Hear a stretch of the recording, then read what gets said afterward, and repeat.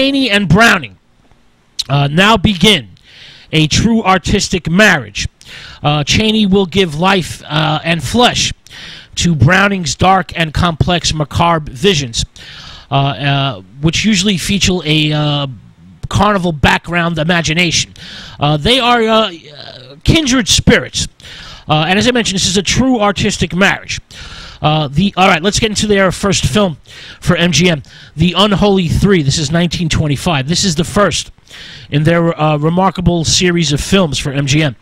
Now, The Unholy Three is based on the popular novel by Todd Robbins, who also provided the source material for Browning's classic 1932 film, Freaks. The story is about a weird family circle that is formed by three carnival refugees.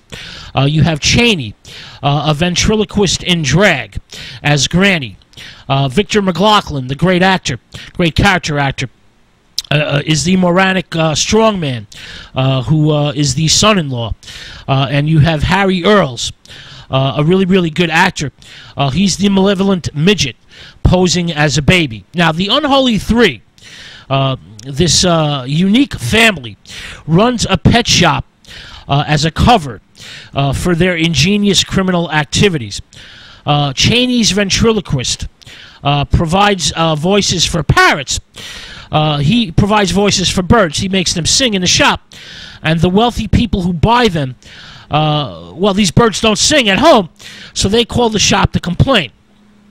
Granny/Chaney pays a visit to these homes to consult and brings the baby midget in a carriage to case the joint. This is a very tongue-in-cheek movie. The baby midget, Earls, sports a huge cigar and curses like a sailor as he checks his bonnet and booties. And there's a murderous run-amok ape that is casually thrown into the finale. This is a very tongue-in-cheek movie. Now, the film also displays considerable subtlety in depicting the triangle of loyalties and passions that eventually tear the trio apart. Crucial to the film is Earl's character, the midget character. He gives a marvelous performance. Earl's is soon revealed in the film to be a mini Mussolini, whom the strongman serves as an adoring slave. And they delightfully add murder into the mix. Chaney is in love with a pickpocket played by Mae Bush, who serves as the fourth member of the gang. And Chaney finally does the decent thing and tries to prevent an innocent man, Matthew Moore, from being found guilty of murder. The midget, Earls, gets pissed off that his authority is being flouted by Chaney. But Earls also has a sexual jealousy when the moronic strongman, played by Victor McLaughlin, also reveals an amorous interest in the pickpocket. And Earls, the midget, sets a self-destruct mechanism into motion by letting the killer ape loose.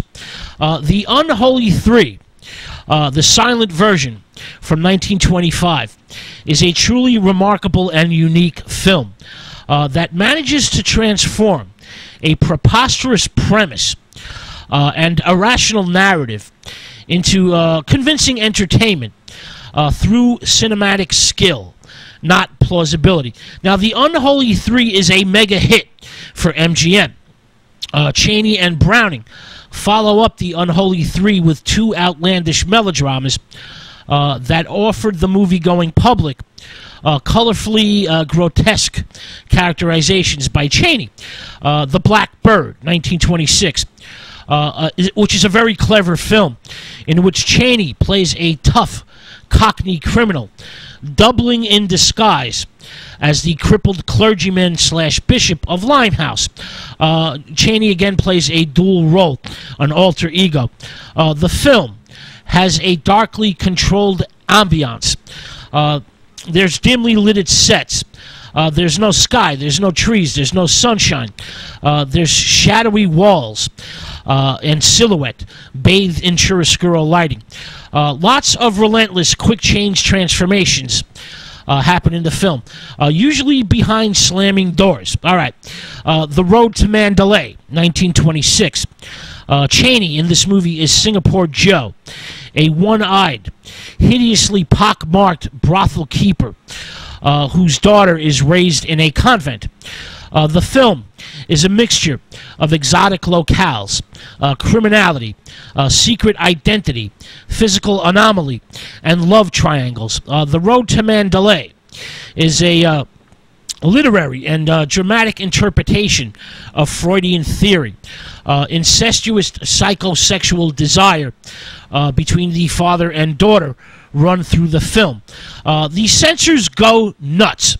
All right, now let's get to The Unknown, 1927.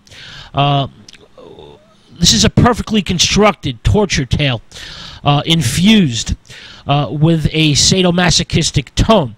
The movie is cruel, compelling, brutal, and a spellbinding film. The movie achieves remarkable, unpleasant greatness.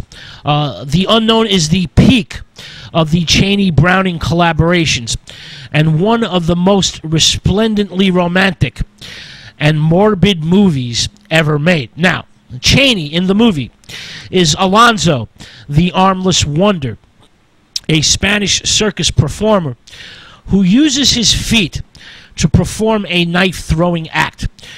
Chaney is in fact not armless at all, but a strangler wanted by the police and concealing the telltale evidence of a hand with two thumbs by his circus act masquerade. Now, Chaney, as Alonzo, the Armless Wonder, falls deeply in love for a pretty equestrian who is being courted by the strongman.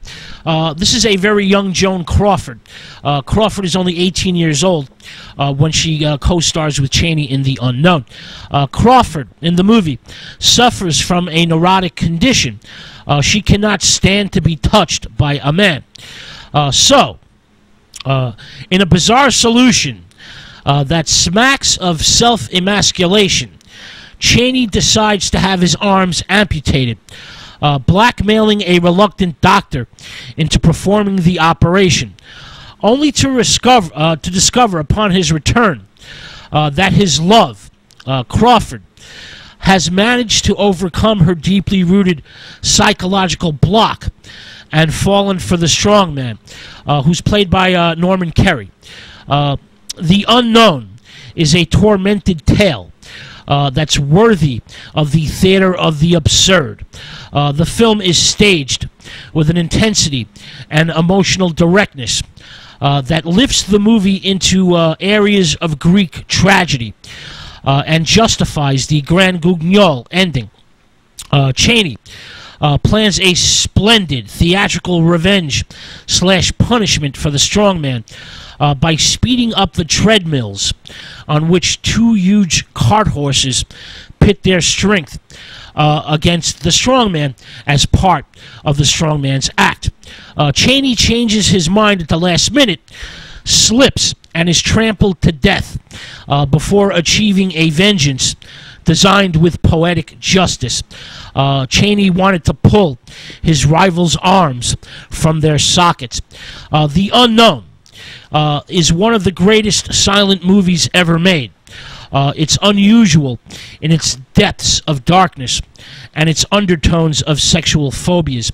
The film is the ultimate projection of Chaney's psychological and physical suffering, the definition of the price of his stardom, acting, filmmaking as a type of grotesque exaggeration of the Puritan work ethic.